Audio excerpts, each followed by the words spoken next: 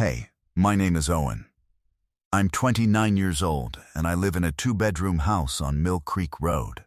About 15 minutes south of Eugene, Oregon, the house sits on a half-acre lot that backs up against a stand of Douglas firs that have been there longer than anyone in town has been alive. Behind the house is a shop, a converted garage with a wood stove, a workbench, and more clamps than any reasonable person needs. That shop is where I spend most of my waking hours, and a fair number of my sleeping ones too, if I'm being honest. I restore furniture. Old furniture. The kind people find in their grandparents' barns, or pick up at estate sales, or haul out of storage units, and don't know what to do with. A dining table from 1920, with water rings and cigarette burns that someone wants to use again. A rocking chair with a cracked spindle that a woman's great-grandmother sat in every morning for 40 years. A dresser with warped drawers that a young couple bought at a flea market because they liked the hardware but couldn't get the thing to close properly. I take those pieces and I sand them down and I fix what's broken and I finish them so the wood looks like what it always was underneath the neglect. It's not fast work, and it doesn't pay particularly well. But there's something about putting your hands on a piece of oak that's been abused for decades and feeling the grain come back, feeling it go from rough and dull to smooth and warm under your palm. That makes the rest of the day make sense to me. My days don't vary much. I wake up around 6, make coffee, eat toast or eggs or both if I remember to buy eggs, walk out to the shop, and work until the light through the windows tells me it's afternoon. I break for lunch, usually a sandwich I eat standing at the bench because sitting down feels like giving the day permission to slow down. I work until 5 or 6. I come inside, shower, cook something plain, eat it at my kitchen table, read for a while, and go to bed. On Saturdays, I drive to estate sales and salvage yards looking for pieces worth saving. On Sundays, I do nothing in particular, which takes longer than you'd think. The kitchen table is a piece I built myself when I first moved in. White oak, simple trestle base, seats 6 comfortably. I was proud of it when I finished it. It might be the best piece I've ever made. It has one chair. I kept meaning to build the other 5, and every time I started one, I'd find a reason to work on something else instead. A client's hutch that needed doing, a bookshelf that was taking longer than expected, a side table I'd picked up at an estate sale in Cottage Grove that turned out to have hand-cut dovetails under 3 coats of paint. I told myself I'd get to the chairs eventually, but a table for 6 with 1 chair tells a particular kind of truth. And the truth is that I had no one to build them for. I had a brother named Eli. He was 3 years older than me, broader, louder, the kind of person who walked into a room and the room rearranged itself around him without minding. He died when I was 19. We were swimming in the Mackenzie River on a July afternoon, a stretch we'd gone to 100 times. A bend where the current looked easy from the bank, but wasn't. He went under, and I went in after him, and the river decided that one of us was enough. I got hold of his arm, and I pulled, and the current pulled harder, and for a few seconds I had him. I had his wrist in my hand, and his face was above the water, and his eyes were on mine, and then it took him. By the time I dragged him to the bank, it was too late. The paramedics said it was probably less than 4 minutes. I built furniture meant to last 100 years, and I couldn't hold on to my brother for 4 minutes in a river. I don't talk about that unless it matters. I'm telling you now because it matters for what came later. What Eli's death did to me, what those 4 minutes in the water did, is it made me into 2 people. The first person cannot drive past someone in trouble, cannot do it. My body will not allow it. If I see someone stranded, someone struggling, Someone sitting somewhere they should not be sitting with a look on their face that says the ground has gone out from under them. I stop. Always, that part of me answered to Eli, and to the 4 minutes I didn't have, and to the weight of a wrist I could not hold. The second person keeps everyone at a careful distance. Friendly, but not close. Helpful, but not attached. I will sand your grandmother's table until it glows, and I will carry it into your house, and I will turn down the invitation to stay for dinner. Because staying for dinner is the first step toward mattering to someone. And I learned at 19 what happens to the people I hold on to. The river taught me that. I have been a good student. Maggie, my neighbor, 67, retired teacher, widowed 4 years, told me once that I was building a beautiful life for a person who refused to live in it. I told her the shop kept me busy enough. She looked at my kitchen table with its single chair and said nothing, which from Maggie was the loudest possible response. That was my life on the evening of March 14th. It was raining. It had been raining for 3 days, which in Western Oregon in March is not an event. It's the standing condition of existence. I was driving home from a delivery in Springfield, a cherry hutch that had taken me 2 weeks. Someone had painted the whole thing with latex decades ago, and the paint had cracked and yellowed, but underneath it, the cherry was gorgeous. Tight grain, warm color.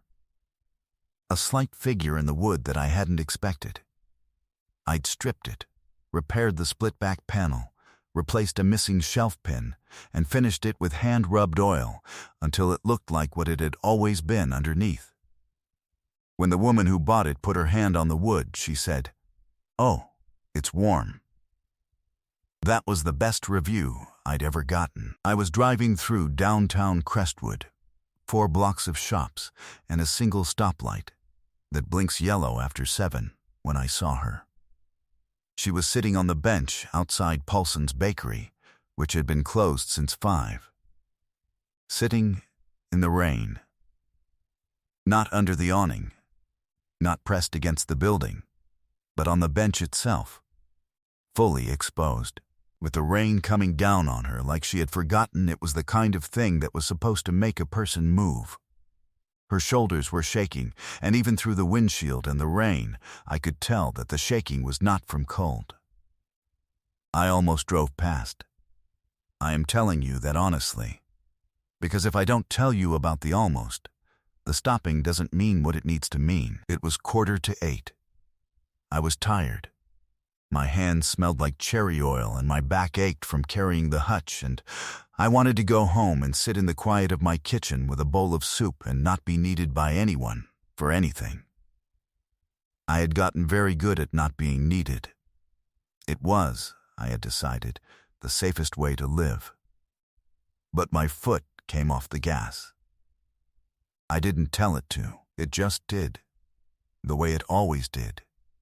The way it had since I was 19, and the river taught me that you do not get to drive past someone who is drowning, even when the drowning is on dry land. I pulled the truck over and sat there for a moment with the wipers going, and the engine running and the heater blowing. I looked at her through the rain, and I thought about Eli, and I thought about 4 minutes, and I turned off the engine and got out. She didn't look up when I walked over.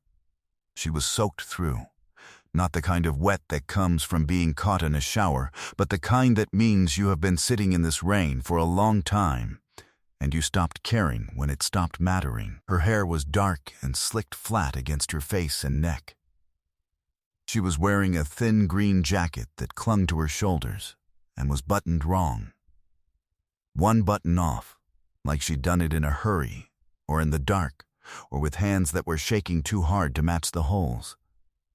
In her lap, she held a canvas tote bag with a broken strap, and she was gripping the torn end in her fist like it was the last solid thing she could hold. Under her fingernails, even in the rain, there was something pale and embedded. Flour, I'd realize later.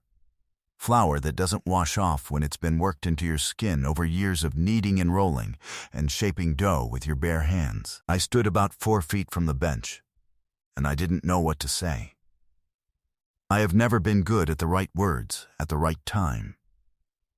I am good at sanding and joining and the slow, patient work of finding what a broken thing needs in order to be whole again. But I am not good at the fast work of knowing what a person needs to hear in a moment of crisis. Every good thing I've ever done has been done slowly, with my hands, over weeks. So I said the only thing I could think of, which was probably the wrong thing. "I'm not leaving until you smile," I said. She looked up.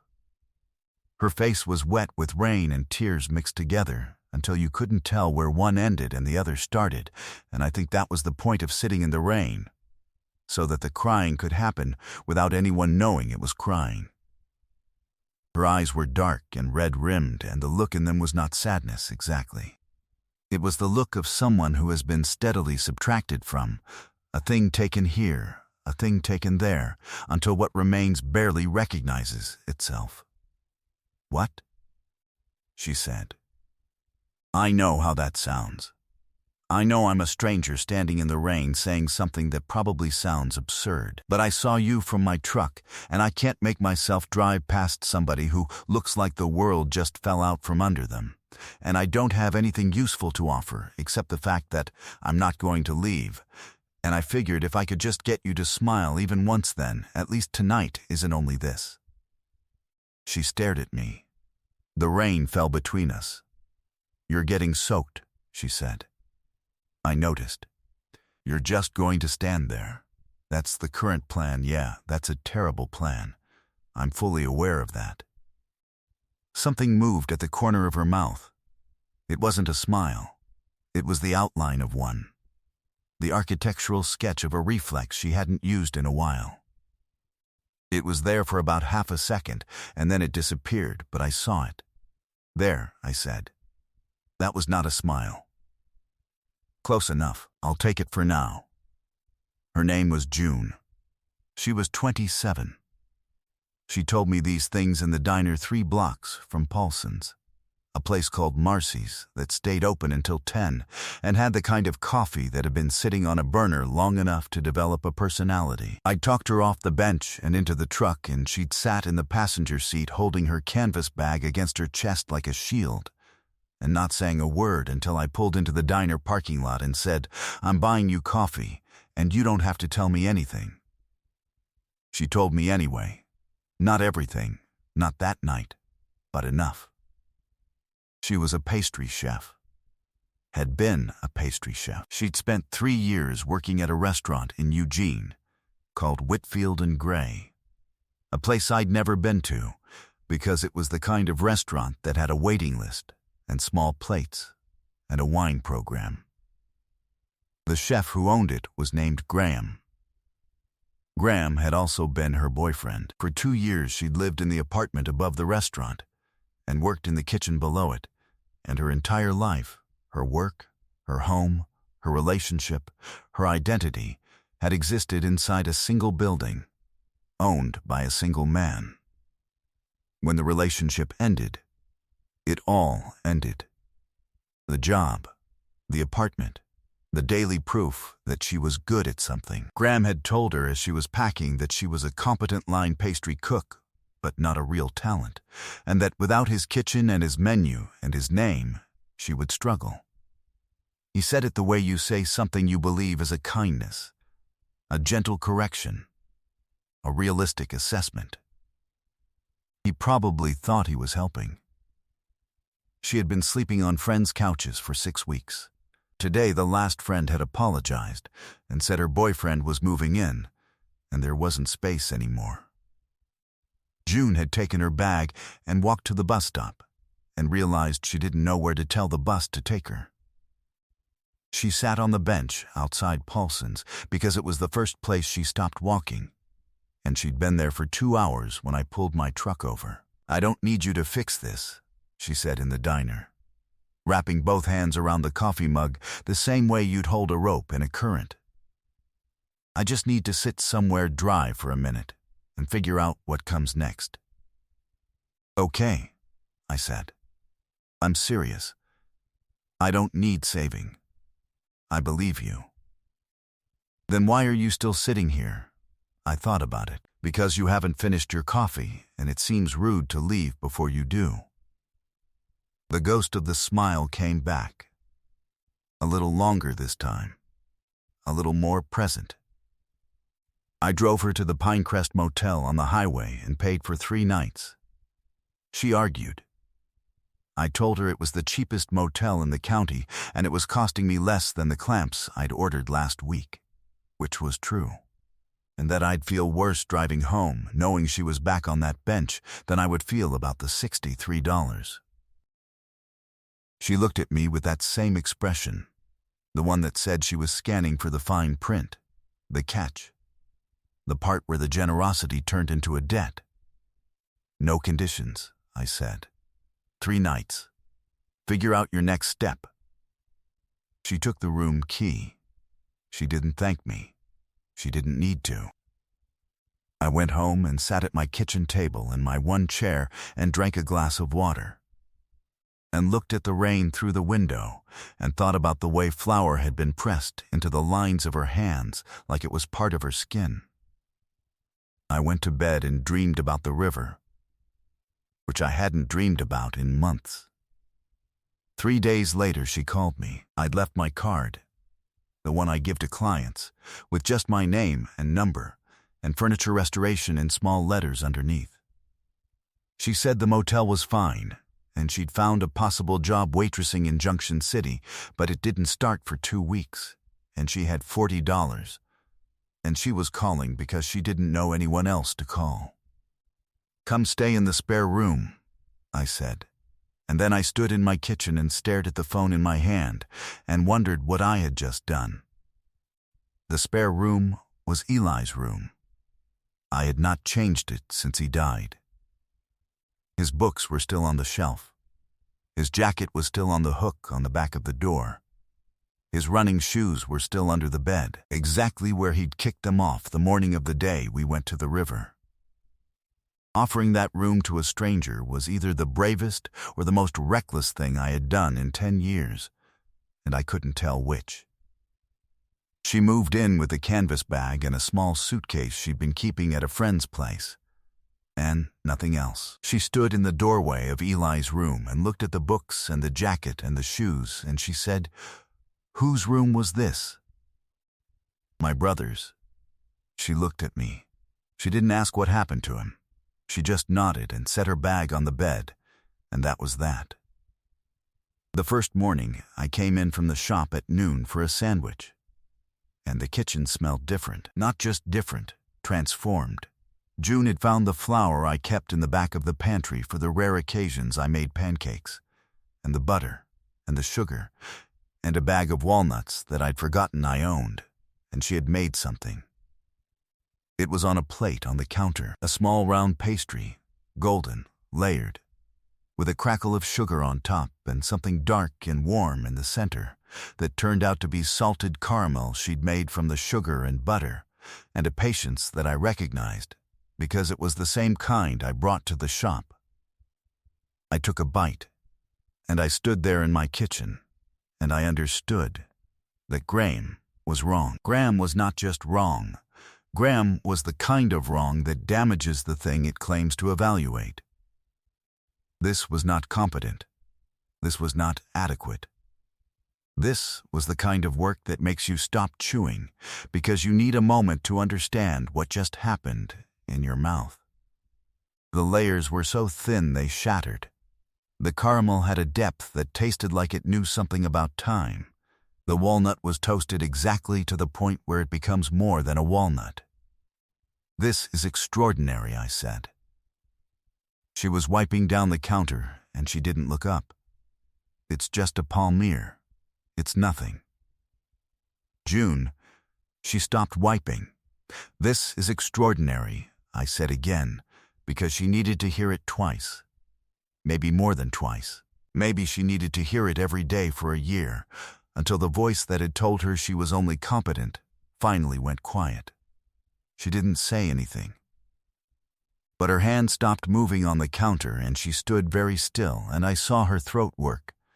And I looked away, because I understood that what I had just said had landed somewhere that hadn't been touched kindly in a long time. She started baking every day after that.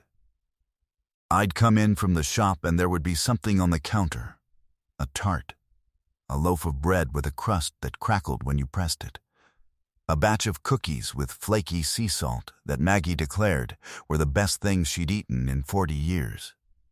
Maggie started coming over every afternoon specifically for whatever June had made, and the two of them would sit at my kitchen table, Maggie in my one chair, June standing because there was no second chair, and talk about things I was not part of, and did not need to be part of.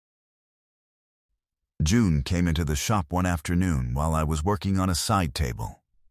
A maple piece from the 40s that had been painted, stripped badly by someone before me, and painted again. I was trying to sand through the remaining paint without going too deep and losing the figure in the wood underneath. She stood at the bench and watched me for a while without speaking. Then she said, "You're going too hard on the left side." I stopped. "The grain curves there," she said, pointing. "See how it wraps around that knot? If you sand against it, you'll tear the fibers. You need to follow it." I looked at the wood. She was right.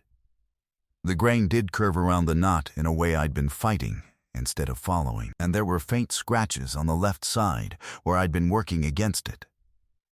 "How do you know that?" I said. "My grandfather made cabinets in his garage in Bend. I spent every summer with him from age 6 to 14. He taught me that wood has a direction, and if you ignore it, you damage it." She said it simply, like it was an unremarkable fact about herself, but I heard something underneath it. A person who had been told for years that she was one thing. A pastry cook. A kitchen worker. When she was actually many things. And the many things had been sanded away by someone who needed her to be small. The weeks took on a rhythm that I hadn't known I was missing. I worked in the shop. June baked in the kitchen and looked for work, and slowly, carefully, began to exist in the house in a way that went beyond occupying a room. She moved the spice rack to a spot that made more sense. She found a farmer's market vendor who would sell her butter at wholesale if she bought 10 pounds at a time. She started leaving a cup of coffee on my workbench in the mornings, timed so it was there when I took my first break, still hot, with a small piece of whatever she'd baked that morning sitting on a napkin beside it. I noticed things. I noticed that she hummed while she worked, low and tuneless, and that she stopped humming when she realized I could hear her. I noticed that she read my woodworking books in the evenings, not casually but the way you read something you're trying to learn from. I noticed that she moved around the kitchen with a precision that was almost architectural. Every motion economical, every tool placed exactly where her hand would reach for it next. The counter never cluttered. The timing of 4 things in the oven somehow perfect. She worked the way I worked. With her hands. With patience. With the kind of attention that cannot be taught because it comes from caring about the thing itself, not just the result. One evening in April, a month after the bench in the rain, we were in the kitchen after dinner. I was at the table in my one chair.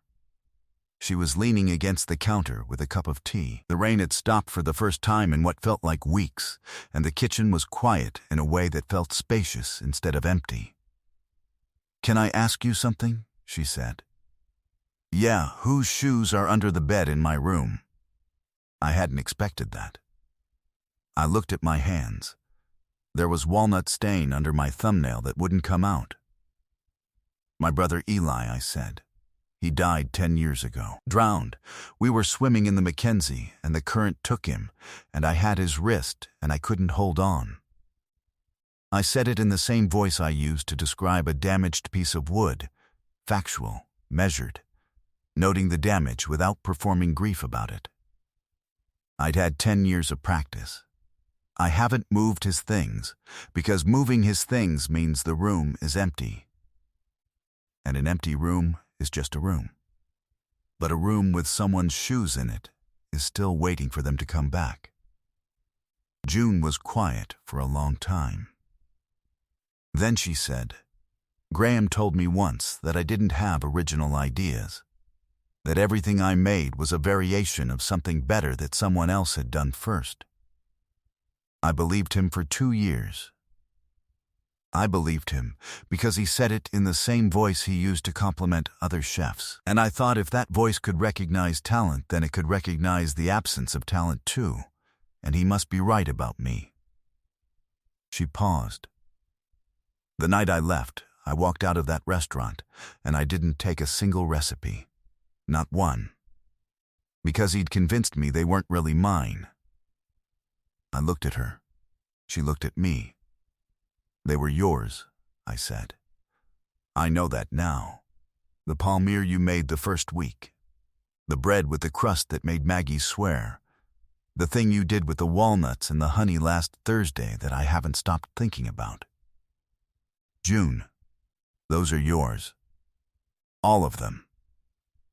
She set the tea down on the counter and pressed her palms flat against the surface, and I could see that she was holding on to something. Not the counter, but the moment of being told, by someone who had no reason to lie, that the thing she'd been carrying was never true. "You keep his shoes under the bed," she said quietly. I stopped making my own recipes. We're both holding on to something that hurts because letting go feels like it might be worse. I didn't have anything to say to that. She was right in a way that I hadn't been able to see until someone else said it. I build beautiful furniture, and I leave it unfinished. I make tables I don't sit at. I keep a dead man's shoes under a bed to pretend he's coming back. The room with Eli's things in it was my version of Graham's voice in her head. A piece of damage I'd chosen to preserve because the preserving had become part of who I was. She walked over to the table and put her hand on the oak surface, the way the woman in Springfield had touched the cherry hutch. Gently, with her whole palm. "This is a beautiful table, Owen," she said. "You should build it more chairs." She went to her room, and I sat there alone, and I put my hand on the same spot where hers had been, and the wood was still warm. Graham came on a Saturday in May. He drove up in a silver SUV that looked like it had never seen a gravel road, and he got out wearing a chef's coat with his name embroidered on it, which I thought was a strange thing to wear to someone's house until I realized it wasn't strange to him. It was his identity, the way a uniform is an identity. He was tall, and his hair was neat, and he had the kind of face that photographs well and means nothing. He knocked on my door, and I opened it, and he looked past me into the house like he was scanning a room for a reservation. "I'm looking for June," he said. "I'm Graham." "I know who you are," I said. He smiled. It was a professional smile, the one you give a difficult customer while you're deciding whether they're worth the table. "She used to work for me. I understand she's been staying here." "She lives here," I said, and the word surprised me because I hadn't planned to use it, but it was true. She lived here. She lived here in a way that went past the spare room in the kitchen and into the house itself, into its rhythms and its sounds and its silences. June appeared behind me. I felt her before I saw her, the shift in the air, the quiet steadiness of someone who is deciding whether to step forward or step back. "Graham," she said. "June," he softened his voice, the way someone does when they've rehearsed what they're about to say. "I've been worried about you. I came to talk. To see how you're doing. Amy left last month, and the pastry program has been, well, it's not the same. So you need a pastry chef," June said. "I need you. The menu needs you. The menu. The kitchen isn't right without you. Everyone says so. I made a mistake, June. I want you to come back." I stood in the doorway and I watched him, and I understood exactly what I was looking at. I was looking at a man who had painted over something beautiful and was now trying to buy it back because he'd realized the raw material underneath was worth more than what he'd covered it with. He wasn't here because he missed her. He was here because his restaurant was suffering without her hands. "I think you should go," I said. Graham looked at me like he was noticing me for the first time. He looked at my shop-stained jeans and my calloused hands and the sawdust in my hair, and I could see the calculation, the quick, assured arithmetic of a man who has always believed that the quality of a person is measurable by the quality of their surfaces.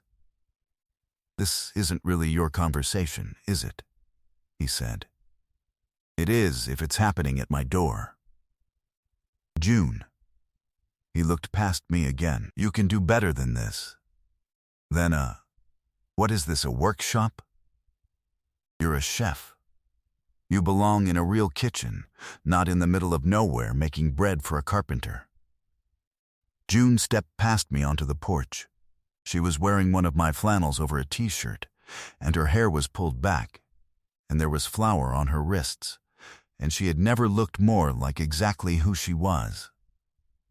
"You told me I didn't have original ideas," she said. Her voice was level. Not angry, not wounded.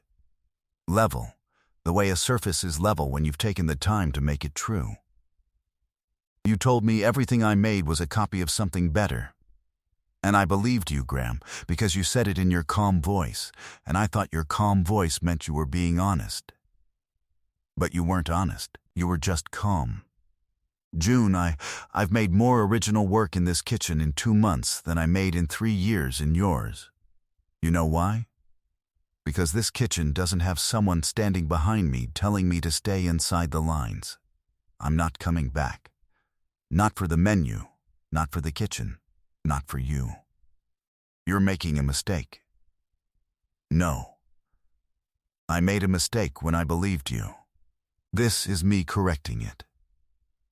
Graham stood on my porch, and I could see the moment he understood that the thing he'd driven here to retrieve was no longer available, had in fact never been his, and that the only person who hadn't known that was June, and now she knew it too. He straightened his chef's coat. He walked back to his silver SUV. He drove away. June stood on the porch, and she was not shaking. She was not crying. She was standing exactly the way a person stands when they have said the truest thing they know, and it has cost them something, and they are still standing. I came out and stood beside her, and we watched the road until the sound of his engine was gone. "A carpenter," she said. "What?" "He called you a carpenter. You're a furniture restorer. There's a difference." "Not to him. No," she said. "Not to him." She was quiet for a moment. "But to me." That night, after the house was dark and the rain had started again, because in Oregon the rain always starts again, I found her in the kitchen. She was sitting at the table in my one chair, in the dark, with her hands flat on the oak. "I need to tell you something," I said from the doorway. "I know," she said. "Me too. I'm not good at this. I keep people at arm's length because 10 years ago I lost the person I was closest to, and I decided that the only safe distance was far enough away that losing someone couldn't destroy me again. I've been doing that with you, and I know I've been doing it, and I need to stop. Because you are the first person in 10 years who makes this house feel like it has a reason to exist." She looked at me in the dark. I could see the outline of her face and the reflection of the window light in her eyes. "I knew you were keeping me at a distance," she said. "I didn't mind. Do you know why? Why? Because you did it gently. You did it the way you handle the wood in your shop, carefully, with attention, like even the distance was something you were doing with care. Graham kept me close, and it felt like suffocating. You kept me at arm's length, and it felt like being given room to breathe. I'd rather have your distance than most people's closeness." I don't want the distance anymore, I said. Good, she said, because I've been in love with you since the night you stood in the rain and told me you weren't leaving until I smiled. That was the most ridiculous, stubborn, impossible thing anyone has ever said to me. And it was the first time in 2 years that someone wanted something from me that wasn't about what I could do for them. You just wanted me to smile. That's all. You just wanted one small good thing to happen to me, and you were willing to stand in the rain until it did. I walked over to the table, and she stood up, and I kissed her. It was dark, and her mouth tasted like the chamomile she'd started drinking every night, and the kiss was not careful or measured or patient. It was the opposite of everything I usually am. It was the part of me that was tired of arm's length, that was tired of building things for other people's houses, that was tired of keeping Eli's shoes under the bed as a reason not to let anyone close enough to leave their own shoes by the door. When we pulled apart, she put her hand on the side of my face and said, "Build me a chair, Owen. I'll build you 5. I said. 7 months later, the house on Mill Creek Road was a different place. Not because I'd rebuilt it, because it had finally been allowed to be what it was built for. June had started a cottage bakery out of the kitchen. She called it Grain and Fold. She sold pastries at the Crestwood Farmers Market on Saturdays, palmiers and sourdough, and a walnut caramel tart that people drove from Eugene to buy. She'd gotten written up in the Register Guard by a food writer who called her work the kind of baking that makes you homesick for a place you've never been. She'd read the review out loud to me in the kitchen, and her voice only broke once. Maggie was her first and most loyal customer, and had appointed herself unofficial marketing director, which mostly meant telling everyone at her book club that they needed to get to the market by 8 or the palmiers would be gone. That girl, Maggie told me one afternoon, sitting at the kitchen table in the second chair, eating a slice of rye bread with butter, doesn't need a single thing from anyone except to be told the truth about herself. You did that. Your mother would have been proud, your brother too. I had built the chairs, all 5 of them. White oak to match the table, simple spindlebacks, the joints fitted tight enough that they wouldn't creak for 50 years. June had been sitting in the second chair the morning I finished it, before the finish was fully cured, because she said waiting was for people who didn't have pastries to test. Maggie sat in the third. The 4th and 5th were empty, but they were there, waiting. And the waiting felt different now. It felt like possibility instead of absence. Eli's shoes were gone from under the bed.